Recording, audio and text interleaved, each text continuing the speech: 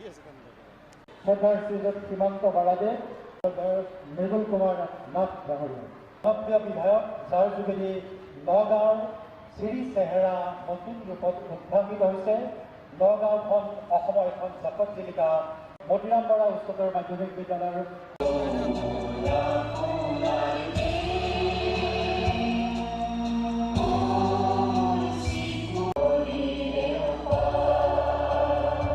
এই অনুষ্ঠানতে সমগ্ৰ অসমজুৰি যোৱা কিছুমান দিনৰ পৰা আমি শিক্ষা সেতু বাইদেউক জনাবলৈ পাই সুখী হৈছোঁ যে যোৱা এবছৰৰ ভিতৰত আমি মেট্ৰিক পৰীক্ষাত প্ৰায় চাইকেল আৰু এই নিচিনা আমি সুবিধা দি আছোঁ, কিন্তু চাইকেল এটা ক্ষেত্ৰ সীমা আছে।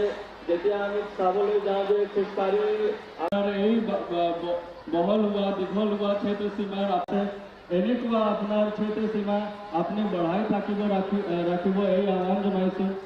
অহা সময়ত আপোনাৰ ই ৰিক্সাৰ কাৰণে সক্ষম হওক, তাৰ পাছত মটৰচাইকেলৰ কাৰণে সক্ষম হওক, ভগৱানৰ ওচৰত প্ৰাৰ্থনা কৰিম।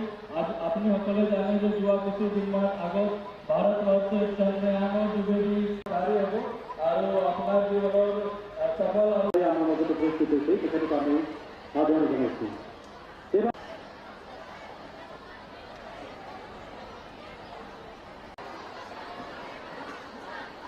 নগাঁও সভাখনিত আমাৰ মাজত সমাজ কল্যাণ শিশু আৰু নগাঁও জিলা ভাৰতীয় জনতা পাৰ্টি আজি অকল আমি শিক্ষা ইনফ্ৰাষ্ট্ৰাকচাৰৰ ক্ষেত্ৰত সীমা পৰিৱৰ্তনৰ ক্ষেত্ৰত ইমান ডাঙৰ বাজেট শিক্ষা ক্ষেত্ৰৰ কাৰণে যিমান পইচা আমি PMC অধীনত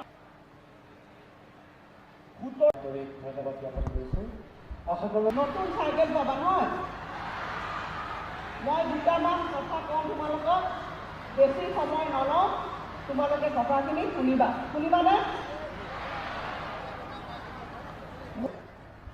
ছাত্ৰীক চাইকেল উপহাৰ হিচাপে আগবঢ়াইছে।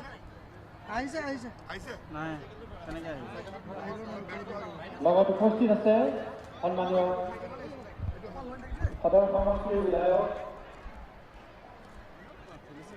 শ্ৰীযুত দীপক শৰ্মাদেৱ, বহৰপুৰ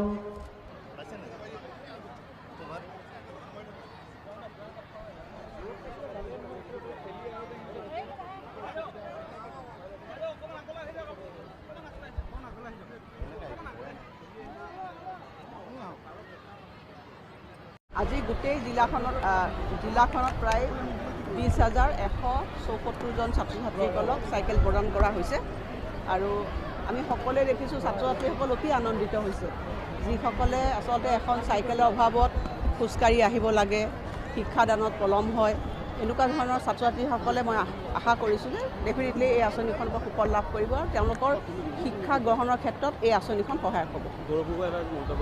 চাওক আজি ইমান সুন্দৰ আজি আঁচনি আপোনালোকে এইখন দেখিছে, গতিকে এইবিলাক কথা মই